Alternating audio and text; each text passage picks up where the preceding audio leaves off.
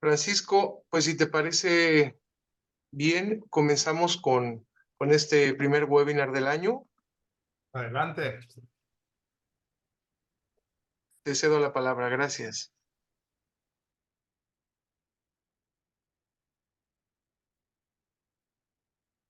Pues muchísimas gracias por la invitación, Roger Velázquez, a la Red de Turismo y Montaña, Sol y Niebla, por este acontecimiento, del cual con muchísimo gusto, cuando me hicieron la gustosa invitación, no lo pensé dos veces porque, vaya, de esto vivimos, de esto estamos y con muchísimo gusto les brindamos pues la experiencia que hemos tenido en este tema, ¿no? Que son los inventarios turísticos en pueblos mágicos, que ya tiene bastante tiempo que he estado implementando muchas actividades en ello.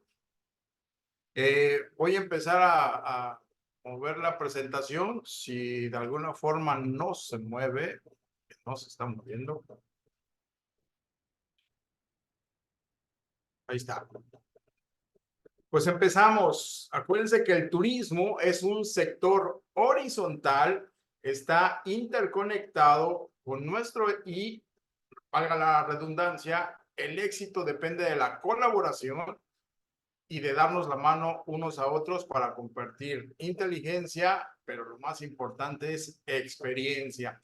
Yo creo que esto lo mencionó en su momento Taleb Rifai, que era de la OMT en su momento, y lo tomamos como referencia. No sé si me están escuchando bien. ¿Bien?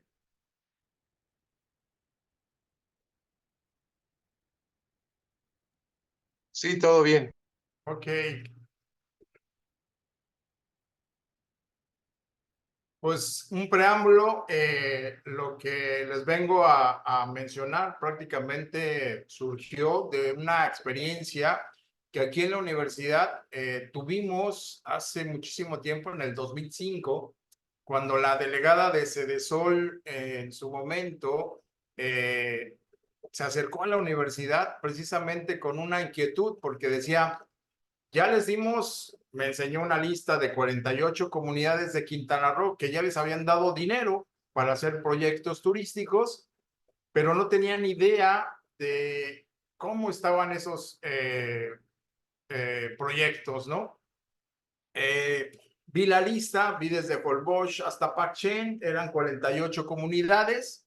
Se me hizo muy interesante porque de las 48 yo nomás conocía dos que hacían experiencias turísticas y más que nada de turismo rural, y nos pidió asesoramiento para que hiciéramos un inventario hablando de ello, para ver en qué condiciones estaban las comunidades y realmente qué es lo que habían hecho con el dinero que se les había otorgado. En su momento, sí se hacía un poco complicado llegar directamente a la comunidad y decirles, oye, pues vengo a ver en qué te gastaste el dinero, ¿no? Entonces, afortunadamente tuve el asesoramiento de la Secretaría de Turismo, les platicamos la problemática, se unieron a la demanda y en base a la Secretaría de Turismo logramos compenetrar a todas las comunidades para realmente hacerles otra vez un inventario turístico para ver su potencialidad y de esta forma verificar lo que Sedesol en su momento nos había pedido, ¿no? Que era ver en qué se habían gastado el dinero. El resultado pues, de lo que pasó en un municipio de 48 comunidades, lo replanteé ya después. La experiencia fue extraordinaria. Yo creo que vinculé mucha información, pude percatarme, pues cosas buenas, cosas malas. Entre ello, pues obviamente eran fondos a fondo perdido. Entonces, de alguna forma, muchas comunidades pues, lo que hacían era gastarse el dinero y no replicaban en acciones. Salió como resultado ya después este libro de experiencias de turismo rural en Quintana Roo. Me gustó tanto esa experiencia que lo repliqué en todo el estado, haciendo un análisis muy puntual de todas las comunidades que hacen turismo, pero que de alguna forma pues es sumamente importante el vínculo que ellos tienen precisamente para incorporarse a la actividad turística. El link de descarga está ahí abajo, ese es literal, es gratuito. Y base de lo que voy a hablar aquí, también hablo en este libro. Pues hoy vamos a hablar básicamente de los pueblos mágicos, de la importancia de los inventarios turísticos, de qué son los inventarios turísticos, cuáles serían los principales beneficios, los métodos, las herramientas, los elementos claves a considerar, algunos casos, no puedo decir de éxito, pero de implementación de inventarios turísticos, retos y desafíos, recomendaciones y terminamos con las conclusiones. Como ustedes saben, pues los pueblos mágicos son lugares que tienen específicamente símbolos, leyendas, tienen una gran importancia a nivel histórica, donde el visitante se conecta directamente con las costumbres, con la cuestión cultural, con la gastronomía, con la arquitectura, y de alguna forma esto es lo que se ha mantenido en las comunidades que a lo largo de muchísimo tiempo, ya ahorita tenemos 177 pueblos mágicos, para fomentar precisamente ese vínculo que tenemos, ya sea con la capacidad individual o grupal, para ofrecer actividades y programas en cuanto a la recreación del entorno tanto natural como cultural que tiene México en los distintos lugares muy encantadores que tenemos a nivel nacional. Okay. Yo hice un análisis para impulsar precisamente el enfoque social de respeto de derechos humanos, de actividades turísticas y sobre todo de bienestares de las personas que viven y trabajan en los pueblos mágicos como objetivo general, y ya específicos: fomentar el desarrollo justo, equilibrado de los individuos, de las comunidades, de las regiones, para democratizar los beneficios del turismo en las comunidades receptoras. Otro objetivo principal era fortalecer la innovación, pero sobre todo la diversificación de las oportunidades de comercialización de la oferta de los productos en todos los pueblos mágicos, para contribuir con la sostenibilidad, priorizando la conservación y la regeneración de los pueblos mágicos en cuanto a su patrimonio.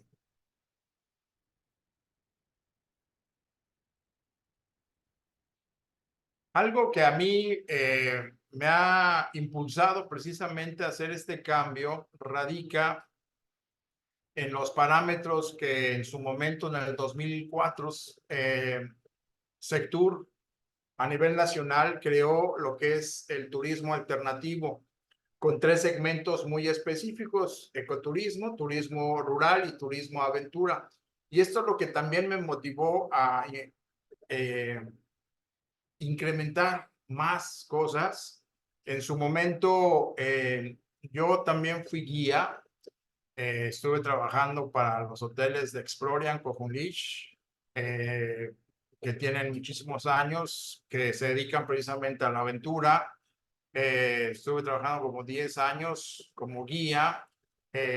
Trabajé con Héctor Zavallo Lascurain, con una empresa española, THR, y básicamente era como el vínculo de hacer inventarios para proyectos, y ahí fue donde más o menos me fue adentrando a toda esta parte operativa, que es sumamente importante, y esto es lo que me abrió básicamente el camino para seguir impulsando y hacer más acciones para impulsar lo que vendemos o lo que hacemos prácticamente. Si yo les digo, métanse a Google y pongan actividades de ecoturismo como imágenes, les aseguro que les van a salir estas 2 imágenes. Una es de kayak, otra es de rafting, como actividades principales de ecoturismo. Sinceramente, estas actividades son de aventura, no tanto de ecoturismo. Lo mismo pasaría con turismo rural. Sale bicicleta de montaña, el trekking, y a lo mejor sí sale una raramuri, pero como está en la cima de la montaña, pues de antemano vuelve a ser turismo aventura. Aquí voy con esto, que la mayoría de todos los proyectos a nivel nacional terminan haciendo turismo de aventura. en toda su plenitud. Y esto en relación a las 49 actividades que en su momento la Sectur creó para poder impulsar prácticamente las actividades turísticas, en la cual el turismo rural pues está enfocado precisamente en esas actividades, y en el caso específico de Quintana Roo, las que están en circulito o de un color un poquito más llamativo eran las actividades predominantes. Entonces, esto me llamó la atención porque sinceramente, pues eran 6 actividades para todo Quintana Roo, es decir, todas hacían exactamente lo mismo.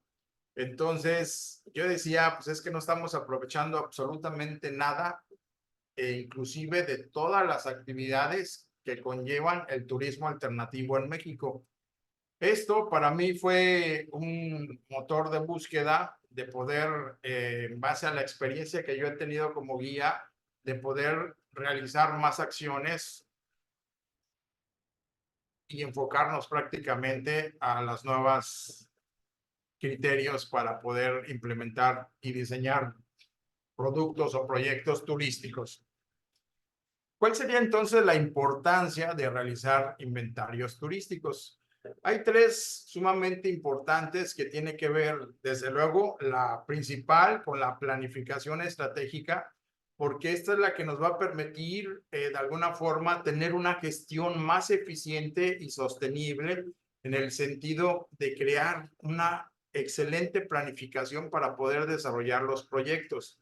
Esto se suma en la promoción efectiva, porque conociendo tanto los recursos naturales como culturales de los cuales estamos o tenemos en disponibilidad, esto nos ayuda muchísimo a la promoción muy efectiva, y esto a la vez con el desarrollo sostenible, es decir, vamos a fomentar desde luego nuevamente la preservación tanto del patrimonio natural como cultural, y esto, a la suma de estos 3, nos lleva prácticamente a la tercera, que son los inventarios turísticos. La definición muy puntual son registros detallados de recursos naturales y culturales y patrimoniales que estén presentes en los destinos turísticos. Estos registros incluyen información variada, desde sitios de interés, actividades, servicios, infraestructura, equipamiento, qué eventos turísticos podríamos desarrollar. En realidad, los inventarios turísticos no he encontrado así como que un parámetro muy específico, porque cada país rediseña sus propios inventarios y los modifican de acuerdo a sus propios intereses. Podemos tomar como base y podemos hacerlos tan complejos como tan sencillos para lo que realmente necesitamos, porque el propósito principal de los inventarios, desde luego, es tener un catálogo y sobre todo documentar de manera integral los atractivos y recursos con los cuales tenemos. Esto es lo que hace la base sólida para la planificación y posteriormente la gestión. Pero sobre todo, teniendo como parámetro ese inventario turístico, es lo que te va a permitir diseñar el producto o proyecto como tal. Si no hacemos este inventario turístico, pues todas las empresas serían como las agencias de viaje, ¿no? Que reproducen lo que cotidianamente todo mundo hace y se vuelve un modelo repetitivo. Por eso la importancia de los inventarios turísticos, pues es que son herramientas fundamentales para la gestión, para la promoción, pero sobre todo nos facilita la toma de decisiones en el ámbito del turismo, tanto local como regional.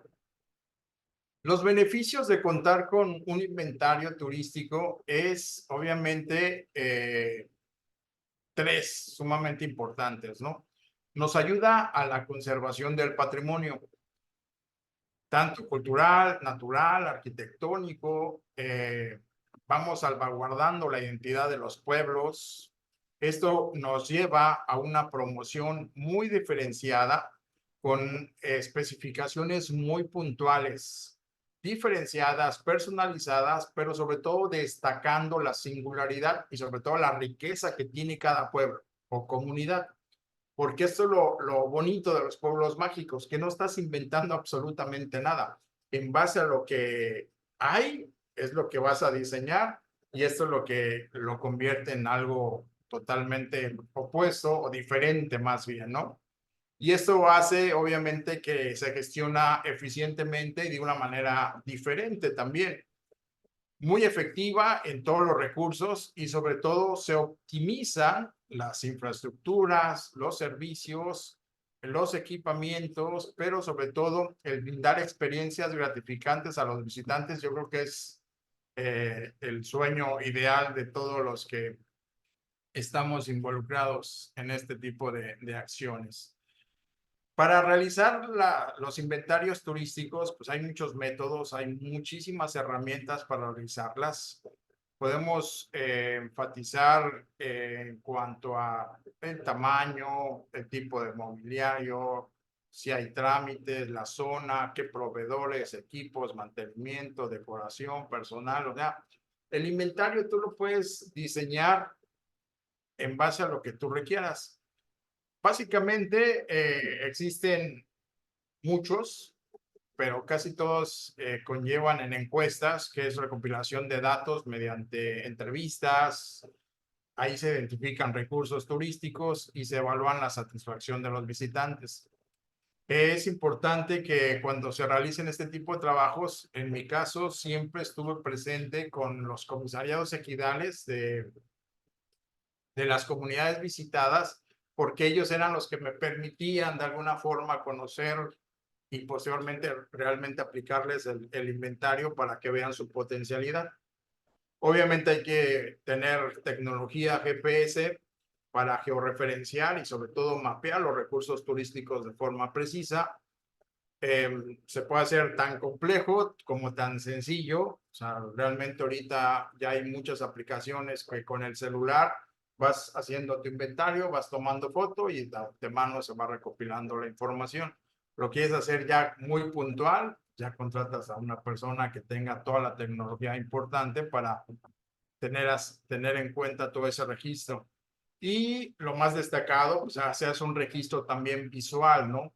Mediante fotografías, videos, para poder documentar ese tipo de atractivos y de alguna forma nosotros tener una dimensión de cómo y en qué momento se pueden realizar para posteriormente hacer los manuales operativos. Entonces, las fichas, por llamarlo así, pueden ser tan complejas como tan sencillas.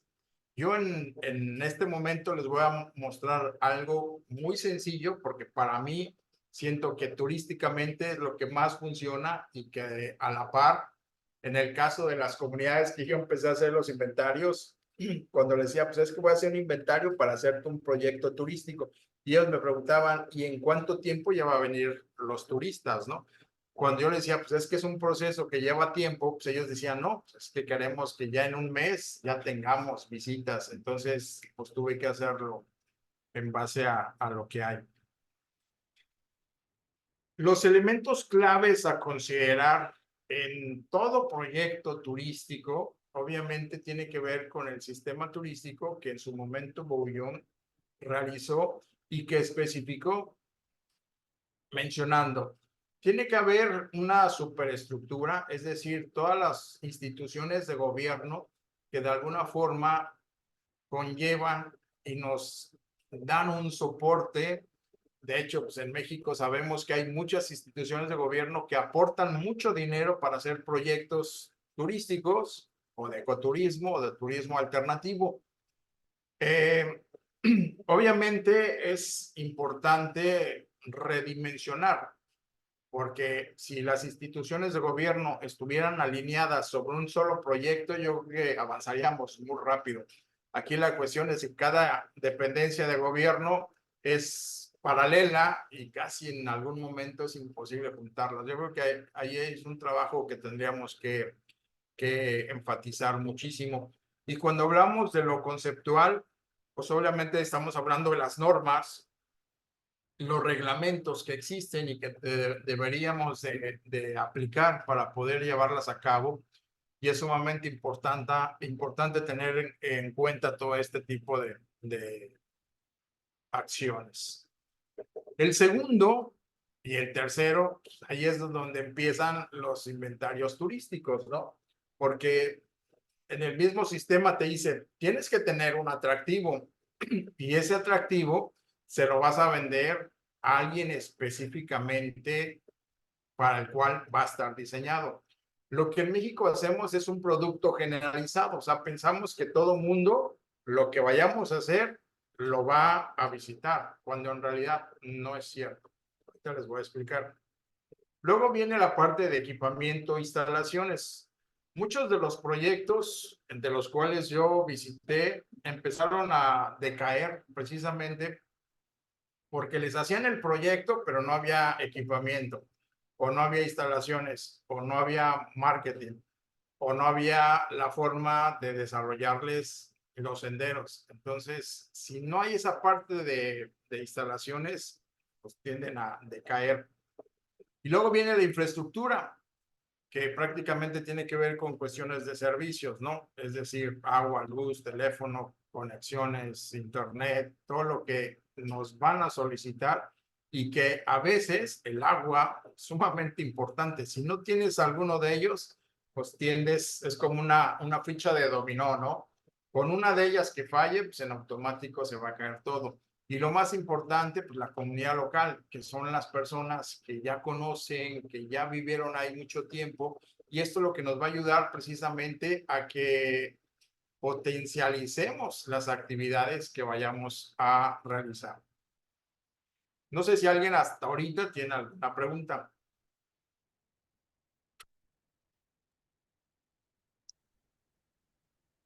No, continúo. Adelante, Francisco. Ok.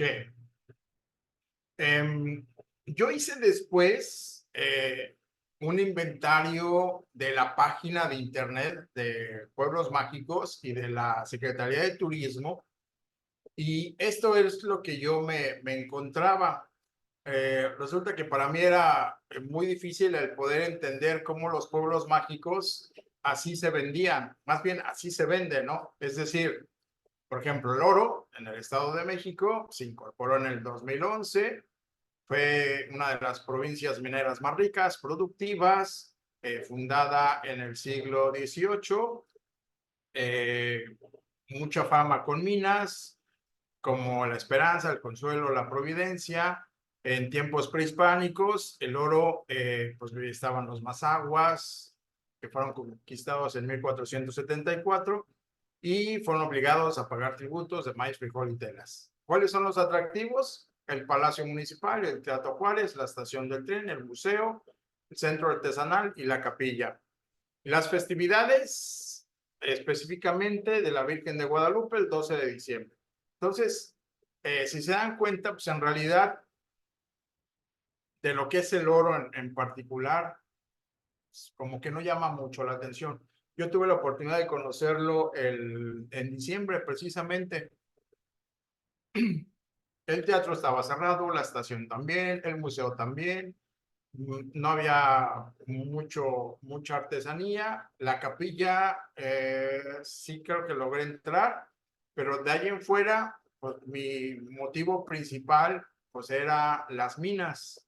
Entonces no encontré un producto que a mí me llame la atención para poder estar yo más tiempo en el oro. Aquí voy con esto, de que en realidad yo creo que muchos de los pueblos mágicos no están diseñados precisamente para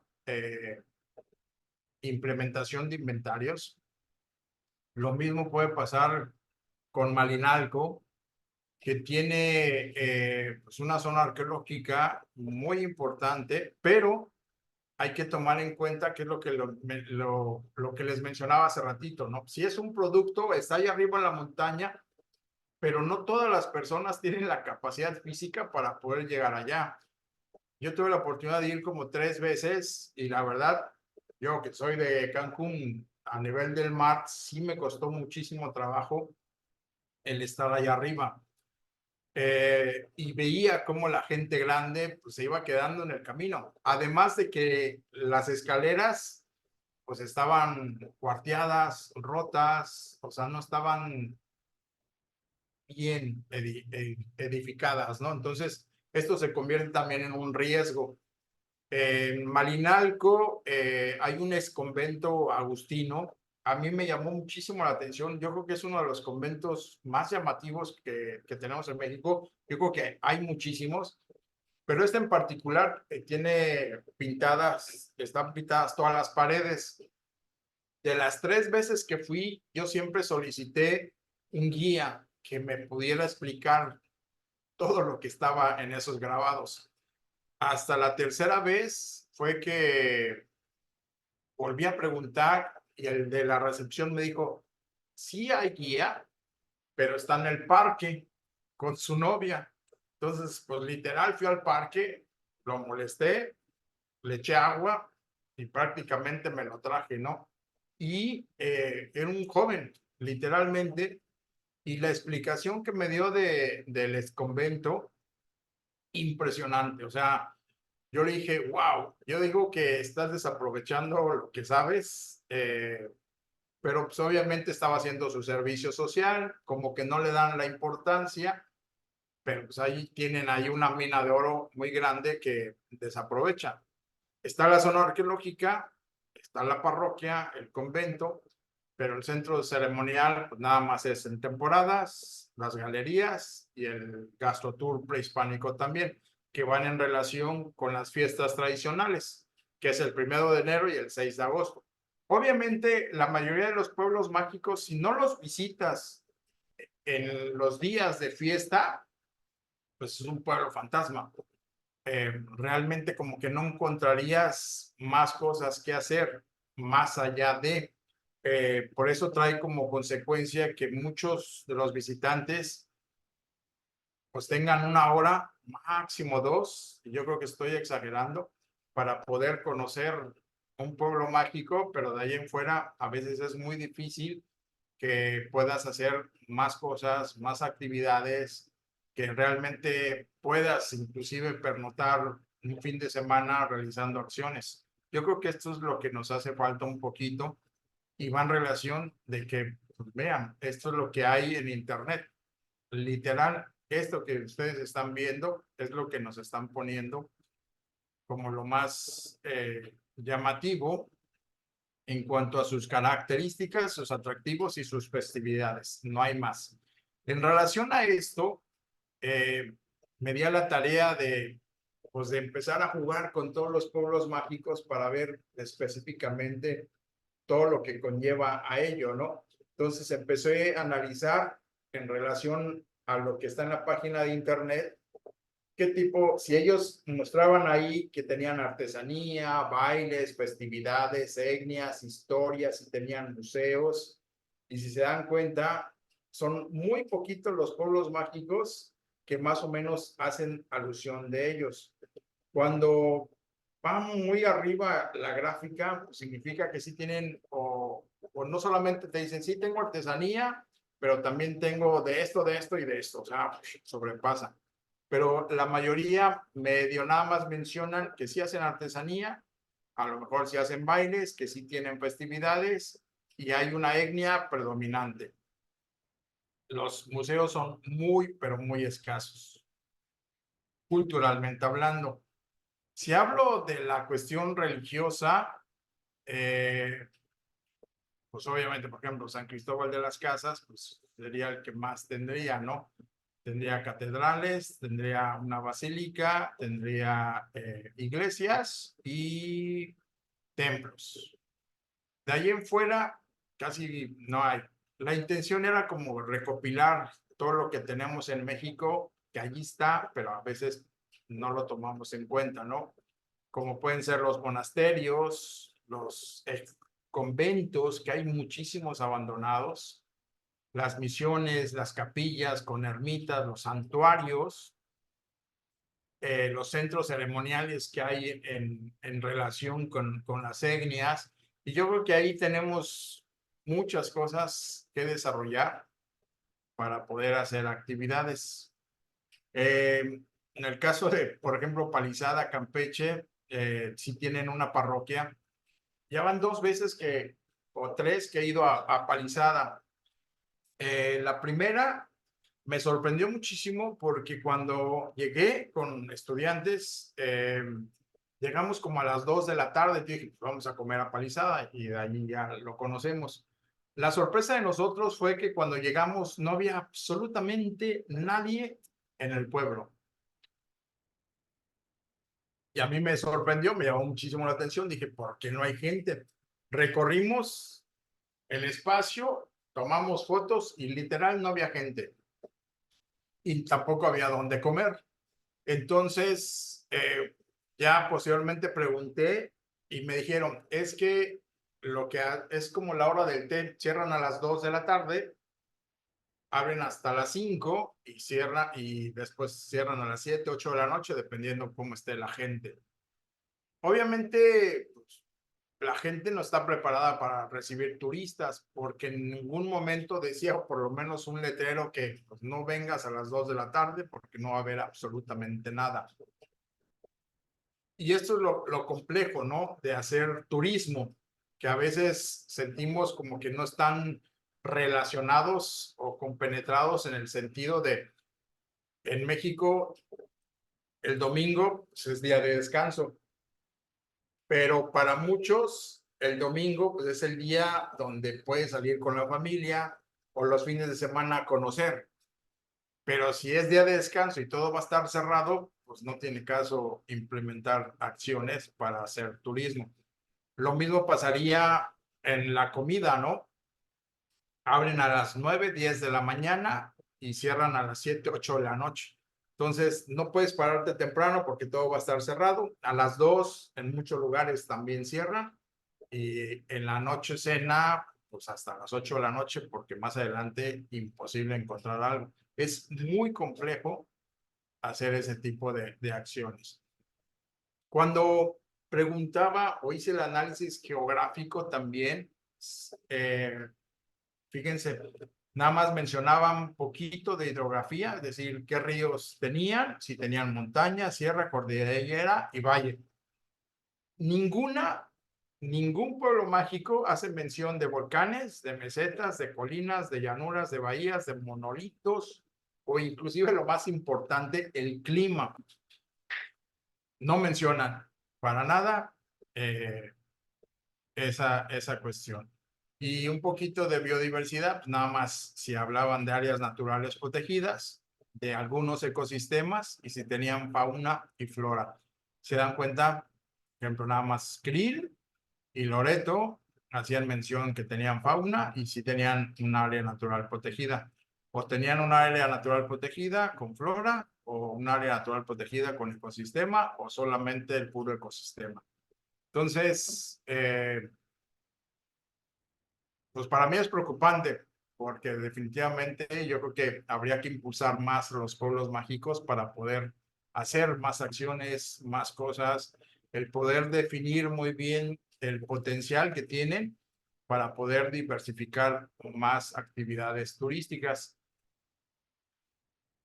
Como ustedes saben, el reguilete que tiene pues el logotipo de los pueblos mágicos tiene prácticamente 5 colores. El primero tiene que ver con el verde, por decir así, es la naturaleza, ¿no? Ahí implican todos los ecosistemas, toda la flora, toda la fauna. El naranja es la gastronomía, que es el conjunto de actividades, pueden ser ingredientes, recetas, técnicas culinarias de la prehispánicas inclusive, que es sumamente enriquecedor. Hablando también del morado, de cultura y tradición, es decir, expresiones que reflejan la herencia histórica, pero sobre todo que han legado una vibrante preservación y celebración de muchísimas tradiciones, ¿no? El rosado, que es la artesanía, yo creo que es la identidad cultural que tenemos en todo México. Yo creo que no hay comunidad que no haga o no tenga esa creatividad, sobre todo las habilidades y las tradiciones que han tenido en su herencia prehispánica y colonial para poder ilustrarnos y hacernos pues ahora sí que una gama de posibilidades que a veces inclusive no le damos la importancia que debería de tener. En este caso les voy a platicar un ejemplo.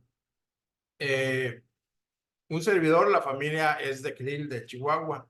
Entonces, allí en el teleférico, en Barrancas del Cobre, cuando llega el teleférico a la cima de la montaña, allá están los raramuris o los tarahumaras, y todos tienen artesanía. En alguna ocasión se me ocurrió preguntarle a uno de ellos, le dije, oye, esta canastita que tú haces, que estás vendiendo, ¿de dónde consigues pues el material para poderla hacer? Él se volteó y me dijo, ¿ves esa montaña que está hasta allá? Se llama Cola de Caballo. Me dice, yo tengo que ir hasta allá porque ahí está el zacate que yo uso para poder hacer esta artesanía. Y a mí se me ocurrió decirle, oye, ¿y cuánto me cobras por llevarme y conocerla? Y me dice, no, no te voy a cobrar, ya si tú me quieres dar algo y te llevo. La verdad fue una de las experiencias más gratificantes que he tenido. El paseo es espectacular, obviamente de riesgo, porque pues obviamente no tienes equipo de seguridad y pues estás en la montaña, literal en barrancas. Eh, Cuando regresamos, me enseñó cuevas, había pinturas rupestres, eh, su comunidad estaba abajo de la montaña, hacía muchísimo calor, había frutales. Hagan de cuenta que arriba hacía un frío del demonio, pero allá abajo un calorón también, ahora sí que del demonio también. Entonces, pues yo le dije, oye, ya tienes tu circuito diseñado, ¿por qué no lo haces así? Y véndelo. Yo creo que esto es de las cosas que no valoramos, es decir, pues métele un poquito de actividad física, ve por el zacate, tráelo, ponte a construir lo que ellos a lo mejor lo venden en 10 pesos, pero que nosotros no valoramos, y ponte a construirlo. Yo creo que es la única forma en la cual nosotros le daríamos sentido a la parte artesanal en todo México. Y pues obviamente lo más importante que se representa con el azul, pues tiene que ver precisamente con la esencia y la identidad de la comunidad, porque pues ahí está la hospitalidad, la calidad, la calidez, la autenticidad, y obviamente pues es el atractivo que distingue a cualquier pueblo, ¿no? ¿Cómo vamos? ¿Cómo vamos? ¿Sigo? Excelente, Francisco. Muchas gracias. A la fecha hay 177 pueblos mágicos, la mayoría concentrada en el centro del país. Los tres estados con más sitios declarados es el Estado de México, Michoacán y Puebla. El fin de contribuir las condiciones de infraestructura y equipamiento de las regiones turísticas es para consolidar nuevos destinos, y esto es lo que hace de un pueblo mágico que tenga belleza. La imagen por sí sola te dice que tiene que tener los aspectos culturales, pero también los aspectos naturales. Y si se dan cuenta, a veces es muy difícil que un pueblo mágico pueda correlacionar estas dos acciones. Sí me he topado con pueblos que tienen muchos aspectos culturales y se olvidan de lo natural, o al revés. Muchos tienen la naturaleza y se olvidan de lo cultural. De hecho, me ha sorprendido mucho que hay muchas comunidades que no les interesa como que lo que hay en el pueblo. Ellos quieren mostrarse o mostrarte la montaña, lo que hacen en el valle, no tanto lo que hay en el pueblo. Entonces, a mí en lo particular, yo siempre empiezo del pueblo y del pueblo hacia el exterior para poder vincular esas dos acciones. Las actividades importantes de operación de todos los programas de pueblos mágicos tiene que haber la creación de un comité local que es el encargado de vigilar el cumplimiento de ciertas normas. Yo aquí siempre les he impulsado para que sea un comité paralelo al comité ejidal, es decir, el comisariado ejidal, como ustedes saben, pues tiene que fungir o tener las funciones de un presidente municipal y tiene que ver por todas las acciones de la comunidad. Pero abrir otro comité que se encargue de hacer el proyecto turístico, yo creo que beneficia y genera más beneficios, porque a veces los comités ejidales pues quieren aprovecharse de todo y acuérdense que el que mucho abarca, pues poco aprieta, entonces muchos de los proyectos pues ahí se quedan, o sea, no hay oportunidad de generarlos rápido. Obviamente, si no tienen un inventario de recursos y atractivos turísticos, pues a veces es muy complicado hacer un proyecto turístico. Debe tener servicios de salud y de seguridad, sumamente importante. Yo creo que esto es de lo más importante que hay que dimensionar. Fomentar la inversión privada y social, si es que lo amerita también. Y obviamente tienen que impulsar la sustentabilidad, la participación social, la rendición de cuentas, su arquitectura tradicional, sus recursos naturales, culturales, sus paisajes y sobre todo sus áreas naturales protegidas. Cuando hablamos de retos y desafíos en la gestión de inventarios turísticos, a veces lo dimensionamos también en tres situaciones importantes. La primera de ellas tiene que ver con la complejidad de los datos, es decir, tenemos que ser muy puntuales para poder tener esa información, actualizarla periódicamente y presentada. No es que se tengan que hacer inventarios constantemente, pero sí por lo menos darle continuidad. Y quien tiene esa información, pues es la gente de la comunidad.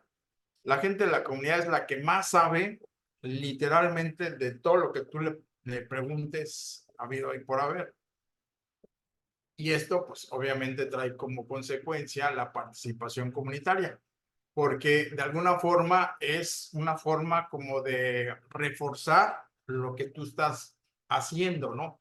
Es como si yo quisiera vender observación de aves, pero no he hecho inventario turístico, entonces pues yo les prometo que vamos a ver aves, pero resulta que a donde los llevo pues no hay aves, pero la gente de la comunidad conoce el entorno, a lo mejor ellos sí saben específicamente dónde están las aves.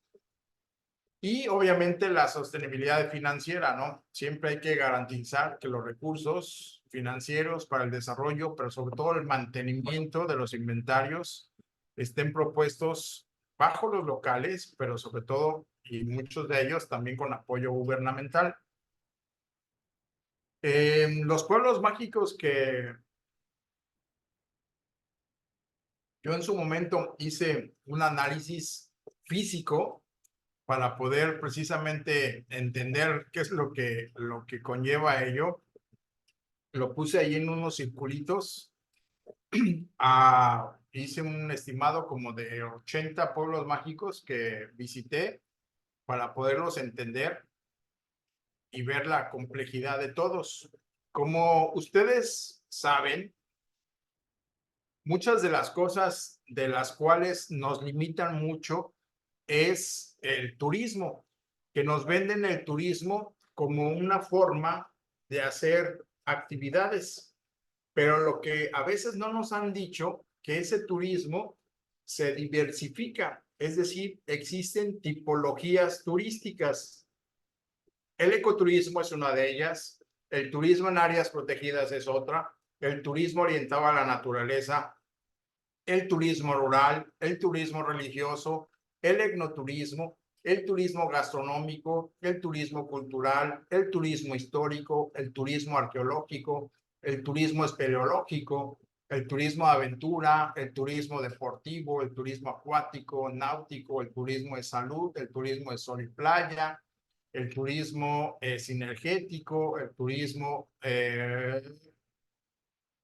científico, o sea, hay Jafar Jafari en el 2000 hizo una lista de 34 tipologías o diferentes formas de hacer turismo. Yo creo que esto es el meollo del asunto, porque a veces no hemos entendido que pues, podemos diversificar las acciones en base a cada una de ellas. Cuando nosotros logramos entender que podemos involucrar muchas tipologías y de hecho la información sale por sí misma, es decir, si en mi localidad tengo conventos, basílicas, iglesias, capillas y santuarios, pues yo sé que tengo ahí un turismo religioso que ahí está, pero que no lo he potencializado. Lo mismo pasa en turismo cultural o turismo histórico. Son dos corrientes turísticas que casi no se promueven. Cuando hablamos de turismo cultural, lo relacionan directamente con la arqueología, cuando en realidad turismo cultural tenemos infinidad de cosas que como México deberíamos de potencializar. Esto me lleva a la tarea de que logren entender varios aspectos sumamente importantes. En todos los pueblos, ¿sí? Tienen recursos naturales y tienen culturales. Obviamente hay que involucrar mucho a las comunidades, pero sobre todo algo que no vendemos en México tampoco son los ecosistemas, que son esos entes donde podríamos aprovechar y diversificar muchísimas las acciones. Por ejemplo, no es lo mismo hacer, vamos a ponerle bicicleta de montaña en la selva, en el bosque, en la montaña, en la nieve, en el desierto. Si se dan cuenta, son cosas totalmente diferentes. Puede ser la misma actividad, pero su grado de complejidad cambia. Y es precisamente porque no hemos entendido lo que los ecosistemas nos pueden proveer. Cuando diseñamos productos, obviamente tiene que haber una capacidad de carga. No podemos, en el caso de Cancún, que aquí pensamos en camiones de 70 personas, pues hay camiones de 45, 50, 60 y hasta 70 personas. Entonces, imagínense incidiendo, y a veces no es un camión, son 10 camiones en el mismo lugar. Entonces, esto es lo que muchos de los destinos han fracasado. Tenemos que cuidar el medio ambiente, la cultura. Obviamente tiene que haber menos infraestructura, pero aquí empiezan a haber dos factores sumamente importantes que ahorita se los voy a mencionar. Una de ellas tiene que ver con la segmentación de mercado y la otra con los niveles de esfuerzo físico, porque como les mencionaba anteriormente, siempre pretendemos que yo diseñe un producto general y todo mundo lo va a requerir cuando no es así. Obviamente, lo que les mencionaba de las corrientes turísticas o tipologías que hay que dimensionar, y esto te trae como consecuencia que siempre va a haber una motivación diversa y lo más importante, un servicio muy personalizado, y esto trae como consecuencia la reactivación económica de la localidad. Hace mucho tiempo me di a la tarea precisamente de hacer este tipo de investigaciones en todos los pueblos mágicos. ¿Qué historia tiene? ¿El por qué es pueblo mágico? Fíjense que esto es algo sumamente importante. Cuando yo voy a un pueblo mágico y empiezo a platicar con las personas y les pregunto por qué es pueblo mágico, les juro que nadie sabe por qué es pueblo mágico.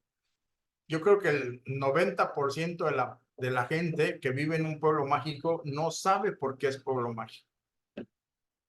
Y eso es sumamente inquietante. Obviamente hay que rescatar los periodos y los sucesos históricamente porque eso es lo que nos trae como consecuencia mucha información. Y si se dan cuenta solamente con esos dos, pues ya estoy hablando de turismo histórico y a lo mejor turismo cultural.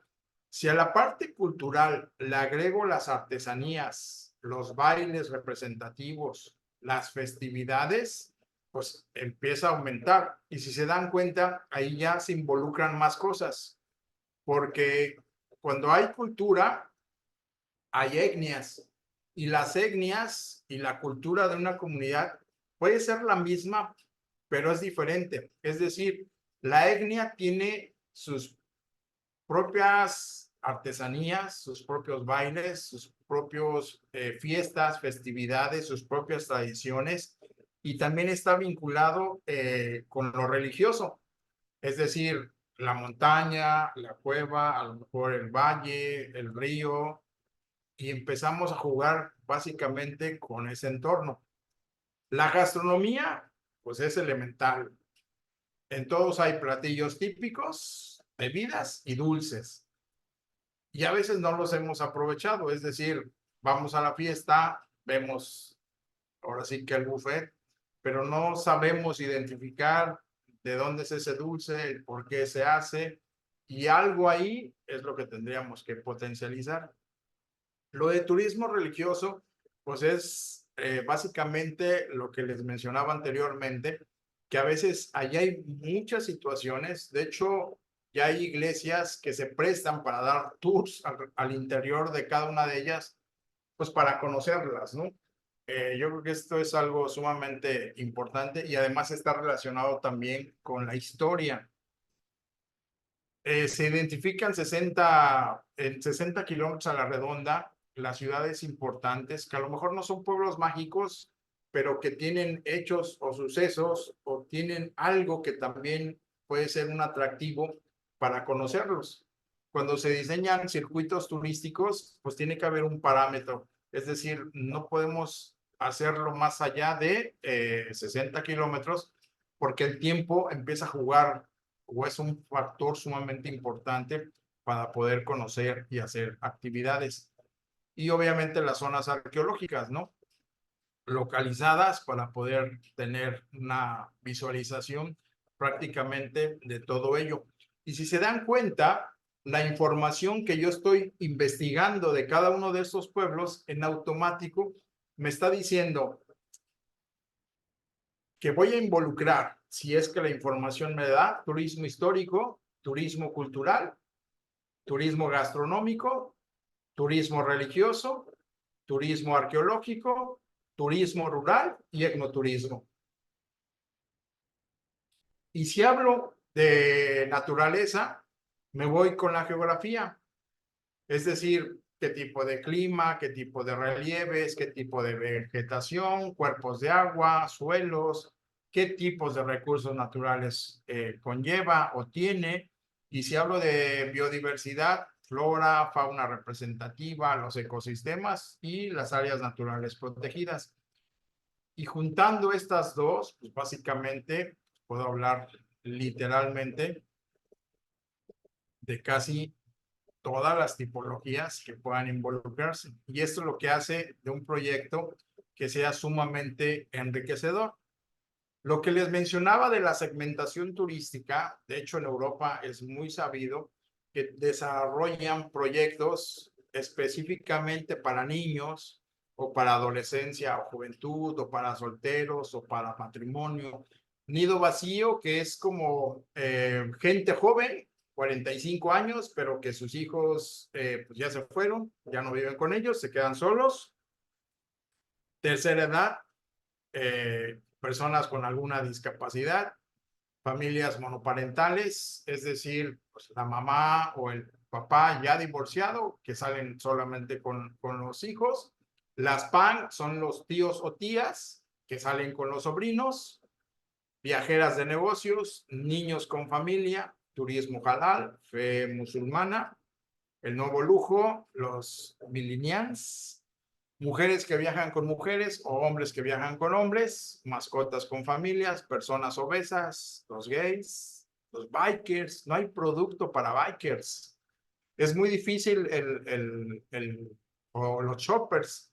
En todas las ciudades vemos que de repente los fines de semana están las motos por todos lados, pero no hay producto para ellos. Es decir, no hay un lugar donde tú les puedas diseñar un sendero o un circuito y pues obviamente hagan sus paradas. Cuando hablamos de personas obesas, por ejemplo, aquí en el destino en Cancún tenemos 3 hoteles específicamente que están diseñados para personas obesas, es decir, tienes que pesar por lo menos 120 kilos, de 120 kilos para arriba. Si no, no puedes entrar a los hoteles. Entonces, tenemos que pensar precisamente en esta demanda.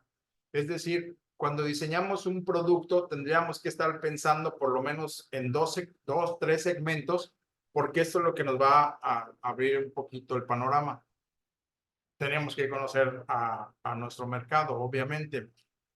Y si yo le meto el esfuerzo físico, pues ahí también no nos complicamos la vida, pero nos facilitamos muchas veces el cómo realizar las actividades. Yo puedo diseñar un producto, pero si en ese producto hay una persona que no sabe nada y hay una persona a nivel 7 de alto rendimiento, en automático, la experiencia de los dos truena, porque el que no sabe nada, pues se va a sentir opacado porque hay muchas personas que sí saben y entonces, pues, ¿para qué hago la actividad? Y el que sí sabe, pues no va a querer hacer las cosas o a veces les vale y se va y deja a todos ahí porque pues, él va a disfrutar. Entonces, yo tengo que estar pensando en ese mercado en el cual si no sabes nada, pues a lo mejor te llevo por este caminito.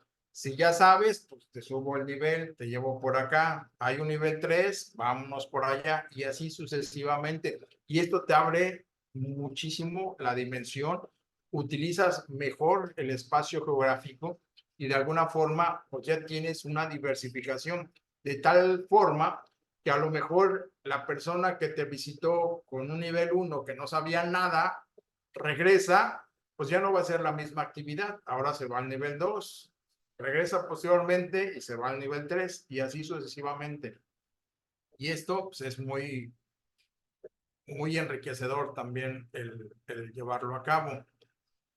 Esta gráfica pues tiene que ver con la forma de diseñar un circuito, es decir, pueden ser generales o temáticas, dependiendo de cada una de ellas. El tipo de circuito va al nivel de esfuerzo físico que conlleva, cómo lo vas a hacer, es decir, si vas a incluir todo incluido, tipo de servicio, instalación, equipamiento, etcétera. Lo más importante, la gastronomía en cuanto a sabores, colores, texturas, recetas, tradiciones culinarias. Dos cosas sumamente importantes, el medio de transporte que vas a utilizar para llegar al destino y luego el medio de traslación, lo que vas a utilizar para hacer todas las demás actividades. Siempre es importante mencionar la longitud de traslados porque inclusive la distancia entre las actividades. A mis alumnos les hago, por ejemplo, un ejercicio en el cual ellos miden su capacidad física. ¿Cuánto tiempo camino en una hora? Las personas que hacen actividades ya tienen una idea de lo que caminan. Entonces, si yo desarrollo un sendero y ese sendero tiene 10 kilómetros, pues a lo mejor yo sé que en 2 horas, pues voy a caminar ese sendero, dependiendo obviamente del terreno. Pero ya no es como la gente del nivel 1 que te empieza, oye, falta mucho, ya me cansé, tengo hambre, tengo sueño. Y en automático empieza a contaminar al grupo. Entonces, siempre hay que estar truchos en ese aspecto. Obviamente aquí entra también la temporalidad porque no todos los circuitos son permanentes. Muchos son de temporales y otros también tienen que ver con el ciclo de la naturaleza. Y implicamos también la libertad de recorrido. Desde hace muchísimo tiempo se va diversificando. Yo creo que el celular es una herramienta que al día de hoy lo tendríamos que utilizar para que la gente por sí sola pueda hacer los recorridos por sí solos, pero pues también obviamente con el respaldo de un guía, ¿no? Algo que es sumamente importante, inclusive lo trabajó muchísimo la Sectur, ¿no? Porque ellos aseguraban que un buen producto turístico debe estar compuesto por todos los atractivos, todas las cosas que ver, por todas las actividades, todas las que tienes que hacer.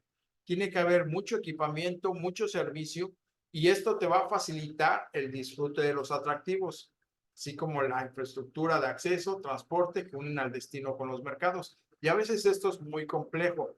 Les decía que Palizada, por lo menos 2 veces ya lo he visitado. La segunda vez que visité Palizada, tardé 50 en 50 kilómetros tardé 3 horas en poder llegar a Palizada. El camino estaba en pésimas condiciones y esto pues trae como consecuencia que obviamente si no tienes una buena infraestructura de acceso, pues eso también te complica mucho la acción. Llegué en la tarde con la intención de quedarme en Palizada. Mi sorpresa fue que llegando al pueblo, pues estaba en oscuridad total, es decir, no tenía luz.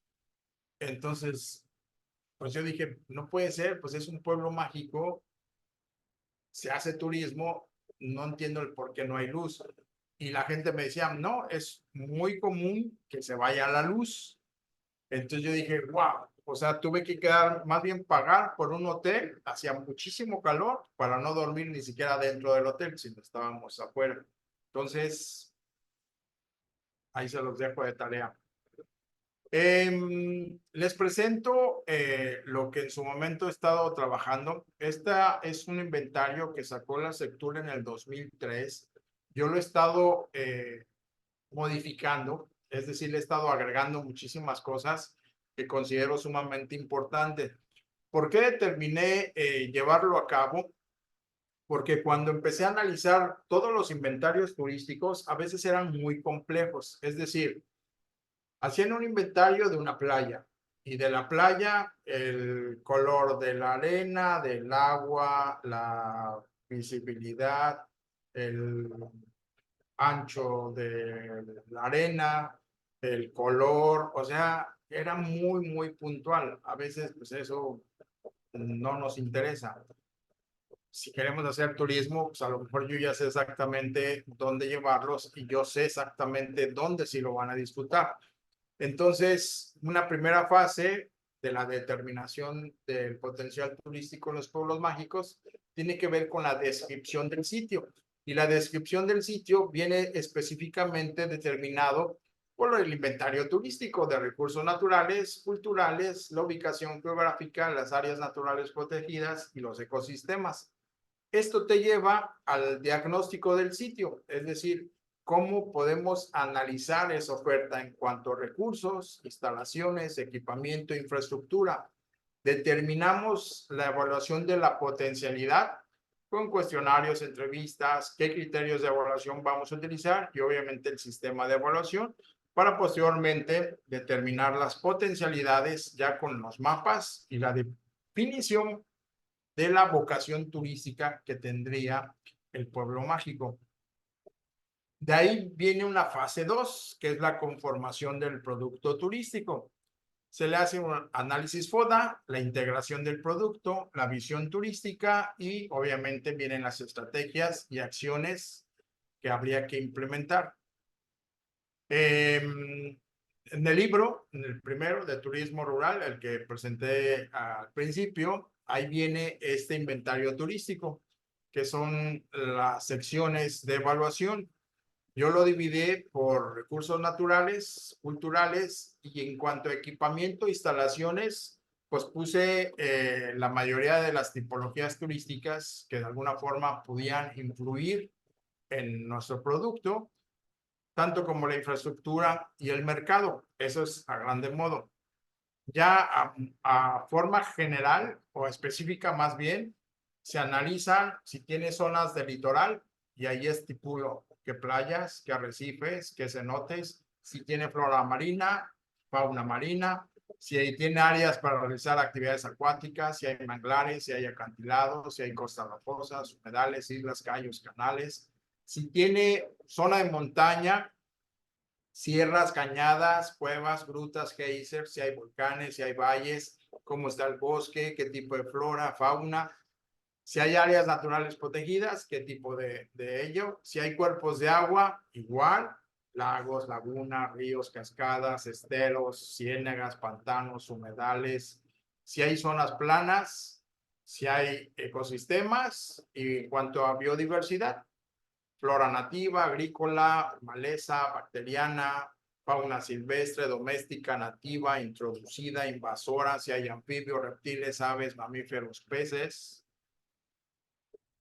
Y de recursos culturales, zonas arqueológicas, fósiles, pinturas rupestres, petroglifos, ciudades coloniales, pueblos mágicos, esculturas, museos, santuarios, comunidades tradicionales, qué tipo de eventos hacen, fiestas, carnavales, artes populares, artesanía, gastronomía, qué grupos étnicos, expresiones contemporáneas como minas, plantaciones agropecuarias, obras de arte. Y luego se analiza el equipamiento y servicios. Por cada tipología tiene un alojamiento específico que debería de funcionar. Lo mismo pasa con la alimentación, con el esparcimiento y con otro tipo de actividades.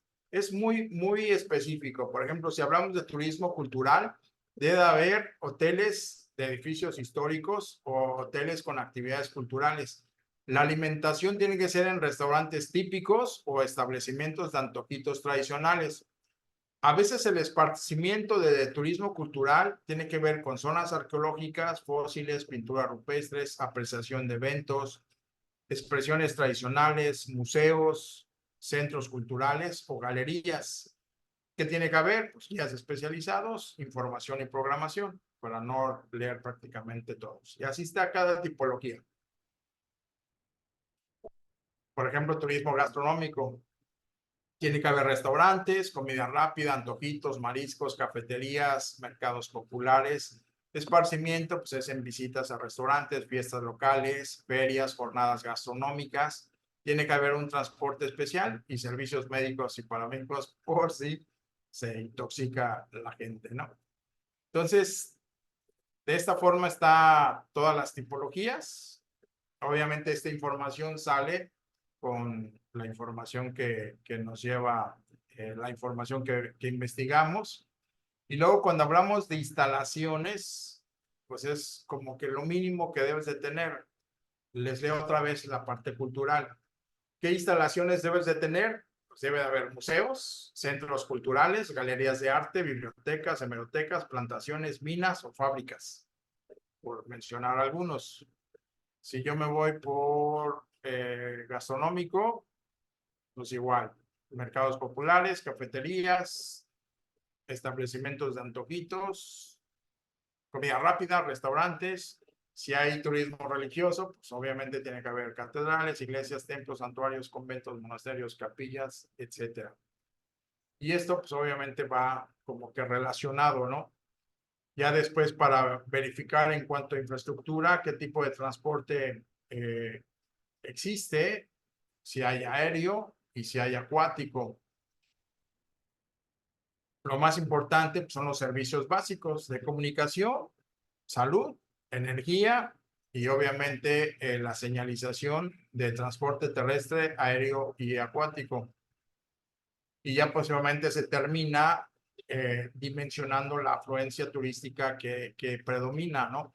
Esto es para darte también un parámetro y posteriormente la publicidad o comercialización que tendrías que diseñar para llevarlo a cabo. Les mencionaba que los criterios de evaluación, yo lo tuve que hacer de una forma muy fácil porque aquí en Quintana Roo, la gente que hace turismo, como hay mucho turismo, lo que quieren son los proyectos así ágiles y muy rápido. Entonces, lo que hice fue una fase o 3 parámetros de medición. El verde, que es el 2, significa que tiene recursos naturales, culturales, que tienes buen equipamiento, instalaciones, infraestructura, que se encuentran en condiciones excelentes de ser aprovechados turísticamente y que tienes turistas.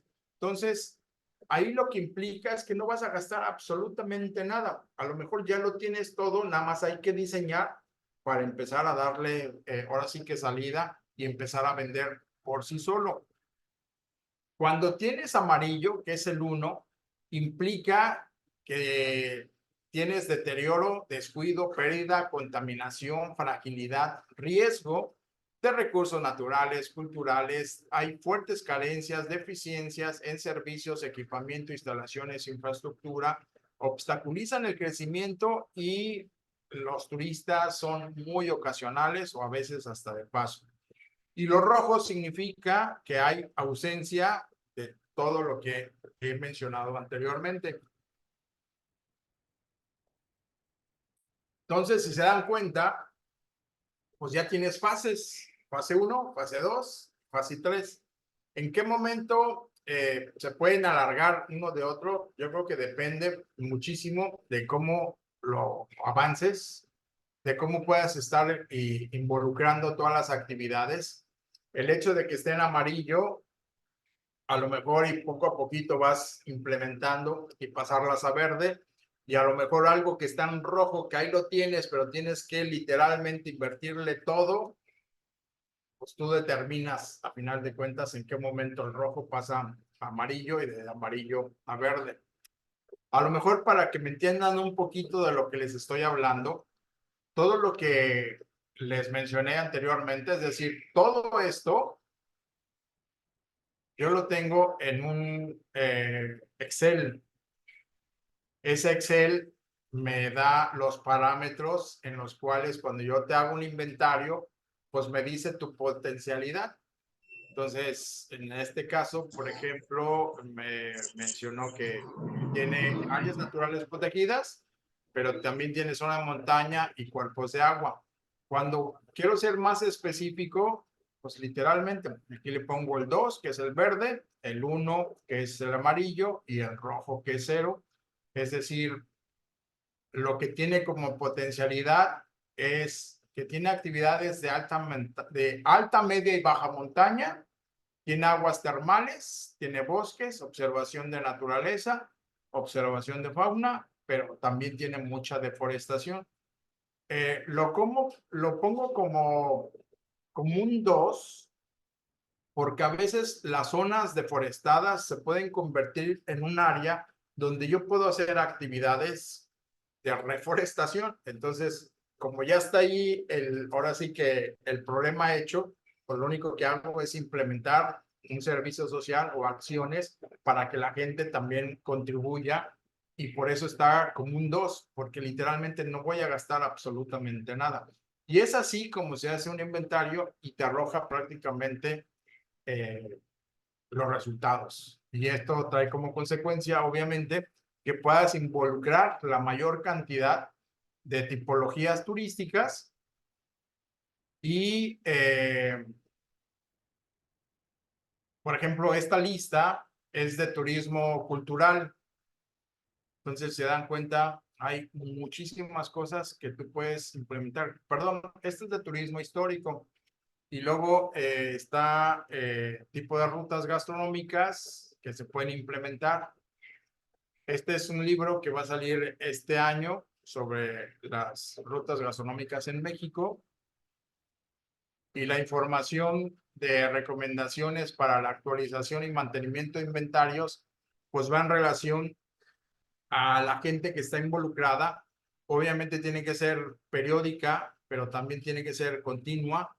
A veces se tiene que hacer capacitación constante e implementar tecnología innovadora para poder tener esas herramientas tecnológicas que nos van a brindar la capacitación constante, pero sobre todo la actualización de la verificación y precisión de la información de cada uno de los inventarios turísticos que tendríamos que hacer para diseñar un excelente producto. Entonces, estas herramientas del inventario están en este libro. Aquí abajito está el link donde lo pueden descargar. Y están estos dos otros libros, que este es el de turismo de experiencias en la naturaleza, y el otro es de turismo de experiencias culturales, donde prácticamente están todas las corrientes turísticas, donde ahí les hablo de definiciones, de las características específicas que la gente que practica turismo náutico tiene, qué objetivos busca, cuál es el perfil del turista, los principales países emisores, receptores, los principales destinos internacionales, los nacionales, pero lo más importante es la motivación principal que tienen los turistas cuando practican cada una de esas tipologías, los lugares donde se realiza, y el plus que yo le pongo a cada una de estas tipologías es que por lo menos hay 70, 150 actividades que tú puedes hacer cuando practicas cada una de ellas. En conjunto, estos dos libros tienen aproximadamente 1,400 actividades que tú puedes implementar en tu comunidad al momento de hacer el inventario turístico. Y ya para concluir, y sobre todo las recomendaciones, yo creo que es sumamente importante tomar en cuenta la cantidad y frecuencia de los visitantes, porque ellos tienen que adaptarse a las limitaciones. Obviamente hay que ofrecer cursos de capacitación, pero sobre todo de sensibilización, tanto a los prestadores de servicio como a la misma comunidad, para que en conjunto exista esa promoción de salvar la cultura turística con un respeto y sobre todo el patrimonio inmaterial que cuentan las comunidades, ¿no? Un factor de desarrollo social es sumamente importante porque ellos son los que deben de tomar las decisiones de recibir o no visitantes, pero sobre todo de involucrarse al momento de diseñar productos o servicios.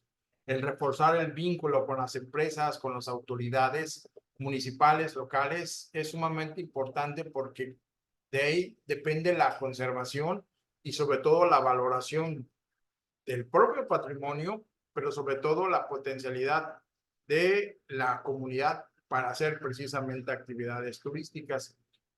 Fortalecer la identidad es sumamente importante, que la comunidad participe al 100% porque es un patrimonio, tanto cultural, inmaterial, el que está en riesgo. Hay que ayudarles también a comprender esa parte, pero sobre todo resaltar la conservación cultural y las tradiciones que cada una de ellas tiene en su totalidad. Yo creo que es sumamente importante el llevarlo a cabo. En el caso de Quintana Roo, en todas las comunidades que visité en todo el estado, sí me llamó muchísimo la atención, ustedes lo han de saber, la gente joven de las comunidades, más bien no hay jóvenes en las comunidades, porque todos ya no quieren hacer las actividades de la comunidad. Todas trabajan en Tulum, en Playa del Carmen, en Cancún. Literalmente no hay jóvenes. Al no haber jóvenes, se están perdiendo todas las tradiciones que conllevan pues el disfrute de visitar un pueblo, ¿no? Y hay que trabajar mucho en ello. Por ello, un pueblo que se identifica con su cultura es un pueblo invencible, y con esta parte les doy la más cordial de las gracias por haberme invitado a esta plática. Si Muchas tienen gracias. comentarios, adelante. Muchas gracias, Francisco. Vamos a compartir aquí, bueno, esta presentación. Si nos contactan a través del correo que hemos escrito aquí en el grupo de chat, que es contacto@redturismo.org.